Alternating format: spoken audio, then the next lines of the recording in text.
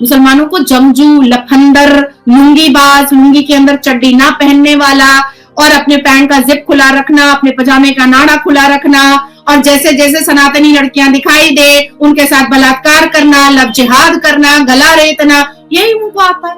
नाजिया खान, इन्हें भला कौन नहीं जानता जो इस्लाम के कट्टरवादी लोगों की खबर लेते रहती हैं। दोस्तों, पहले ये वीडियो देखिए।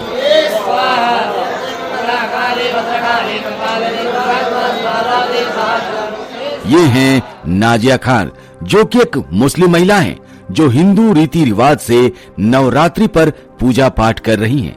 उनका कहना है कि वक्फ बोर्ड बिल पास होने के बाद उन्होंने नवरात्रि पर सनातन धर्म के लिए पूजा पाठ किया और यज्ञ किया। एक दूसरी प्रार्थना और एक दूसरा मन्नत लेकर के मैं ओमकारेश्वर मंदिर आई हूँ। आज मैंने रामनवमी का प्रसाद खाया है। कल मैं परिक्रमा करूंगी और परिक्रमा में सबसे पहले मैं भगवान से मैं प्रार्थना करूंगी कि जिस तरीके से वक्फ बोर्ड का चिट्ठा खुला है और सारे चोर की दाढ़ी के तिनके हमने गिने हैं, उसी तरीके से बहुत जल्द all India Muslim personal law board पर हम हथौड़ा चलाएंगे, हम ताला मारेंगे, क्योंकि भारत देश, इस भारत भूमि और इस भीमराव अंबेडकर जी के संवैधानिक देश को किसी भी मुसलमान के पर्सनल लॉ की यहाँ पर बिल्कुल भी जरूरत नहीं है। ये देश संवैधानिक था, संवैधानिक है और संवैधानिक रहेगा। किसी के बाप की जागीर ये देश नहीं है जो अपने पर्सनल लॉ को चलाने की कोशिश करेगा।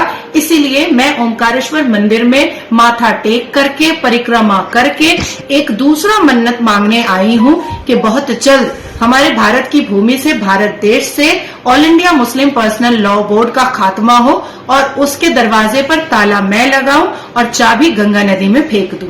नाजिया खान, जो हमेशा मुगल समाज के लोग और कट्टरवादी धर्म के प्रचारक उन सभी का खबर लेते रहती हैं। अब दुर्गा पूजा में भी अजान नहीं होने देंगे, अब गणेश चतुर्थी में भी अजान नहीं होने देंगे, अब शिव पूजा में भी अजान नहीं होने देंगे और अब होली में भी अजान नहीं होने देंगे। इस राम राज, इस नए भारत में अल्लाह के जो स्लीपर सेल बन करके बैठे हैं और जो मुगल के स्लीपर सेल बन करके बैठे हैं, उनको मुंह तोड़ जवाब देने को हम तैयार हैं। क्योंकि मुसलमानों को शिक्षित होना नहीं है। मुसलमानों को जमजू, लफंदर, लुंगीबाज, लुंगी के अंदर चड्डी ना पहनने वाला और अपने पैंट का जिप खुला रखना, अपने पजामे का नाड़ा खुला रखना और जैसे जैसे सनातनी लड़कियां दिखाई दे उनके साथ बलात्कार करना, लव जिहाद करना, गला रेतना, यही उनको आता है। उनको इसी में मजा मिलता है। दोस्तों, मुस्लिम महिला नाजिया खान, जो हमेशा सनातन धर्म के लिए आवाज उठाते रहती हैं और इस्लाम के बुरे कामों का पर्दाफाश करती हैं, वो हैं नाजिया खान। वंदे मातरम, हर हर महादेव। जब से रमजान शुरू हुआ, औरंगजेब की नाजायज औलादों ने पूरे भारत को जंगे करबला का मैदान बनाने की कोशिश कर दी है और अब तक रोड पर नमाज पढ़ने के लिए और दबंगई करने के लिए और जिहादी और आतंकी गतिविधियों को बढ़ावा देने के लिए अभी भी जिद पकड़कर बैठे हैं कि उन्हें रोड पर ही नमाज पढ़ना है, जबकि कुरान खुद कहता है कि नमाज या इबादत किसी साफ सुथरी और पाक मुकद्दस जगह पर पढ़ी जाती है, जैसे मस्जिद, ईदगाह, करबला, मजार, मदरसे। तो ऐसी जगहों पर इनको नमाज नहीं पढ़ना है, इनको रोड पर नमाज पढ़ना है। हदीसों में ये लिखा है कि आप किसी को तकलीफ दे करके अपनी इबादत जायज नहीं ठहरा सकते हैं, लेकिन इनको नमाज रोड पर ही पढ़ना है, कुरान के नाउजुबिल्लाह खिलाफ जाकर के और हदीसों के भी खिलाफ जाकर के। पर सवाल ये होता है कि जहां पर भारतीय जनता पार्टी की सरकार है, वहां तो मोदी को, योगी को, सबको कोसना बिल्कुल स्टार्ट हुआ है और पिछले 1 महीने से कोस रहे हैं। लेकिन पश्चिम बंगाल में तो हमारी मुख्यमंत्री ममता बनर्जी जी की सरकार है, तृणमूल कांग्रेस की सरकार है। फिर मुझे क्यों हाईकोर्ट जाना पड़ा? फिर मुझे हाईकोर्ट जाकर के जजमेंट क्यों लाना पड़ा कि मुझे भी टिप्पू सुल्तान मस्जिद में ईद की नमाज पढ़ने दी जाए? और ये जजमेंट लेकर के पिछले 72 घंटे से मैं टिप्पू सुल्तान मस्जिद के मुतवल्ली को खोज रही हूँ और वो पता नहीं कहाँ छुप कर बैठे हैं। मस्जिद में मैं जाती हूँ तो कोई ये जजमेंट एक्सेप्ट करने को तैयार नहीं होता है। उनके घर पर जब पहुंचती हूँ तो उनके घर का कोई दरवाजा नहीं खोलता है, उनको फोन करती हूँ तो उनका फोन स्विच ऑफ जाता है, उनको मेल भेजती हूँ तो उनका मेल एक्सेप्ट नहीं होता है, मेल को उन्होंने ब्लॉक करके रखा हुआ है।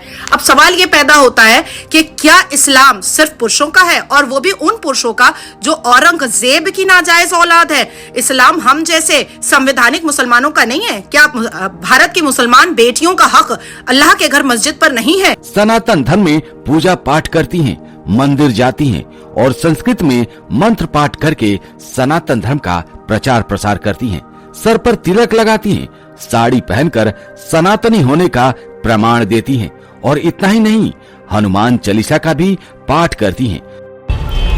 ये है मेरे हाथ में हनुमान चालीसा। और अब पश्चिम बंगाल की हर गली, हर नुक्कड़, हर गली, हर कूचे में, हर डिस्ट्रिक्ट में, हर ग्राम में, चाहे वो मस्जिद का सामना हो, चाहे वो मजार के सामने हो, इसको पढ़ा जाएगा, इसको पढ़ा जाएगा। उम्मा का जो कॉन्सेप्ट और स्ट्रैटेजी और जो दावत इस्लाम की स्ट्रैटेजी फरहाद हकीम के द्वारा चलाई जा रही है, जो हमारे पश्चिम बंगाल को, जो भारत का हिस्सा है, जो संवैधानिक देश का हिस्सा है, जिस तरीके से फरहाद हकीम पश्चिम बंगाल को शरिया राज बनाने की कोशिश कर रहा है, उसको अब वक्त आ चुका है कि मुंह तोड़ जवाब दिया जाए। जब ये टोपी वाले और उटंगे पैजामे और लंबे कुर्ते वाले हर गली, हर कूचे, हर नुक्कड़ पर रोड ब्लॉक करके नमाज पढ़ सकते हैं, तो हर गली, हर कूचे, हर नुक्कड़ पर और हर मस्जिद के सामने और हर मजार के सामने हनुमान चालीसा भी लाउड स्पीकर पर पढ़ा जा सकता है। शुरुआत मैं कर रही हूँ पश्चिम बंगाल में, देखते हूँ कितने कितने हिंदुओं में ताकत है जो पश्चिम बंगाल का हिंदू मेरे सामने आकर के मेरे साथ इस हनुमान चालीसा को पढ़ेगा।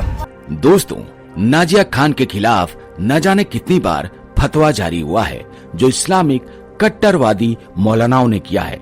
हमारा कहना ये है कि आप कमेंट करके बताइए कि नाजिया खान जो सनातन को सपोर्ट करती हैं, सनातन धर्म के अनुसार पूजा पाठ करती हैं, कपड़े पहनती हैं, क्या वो सही कर रही हैं?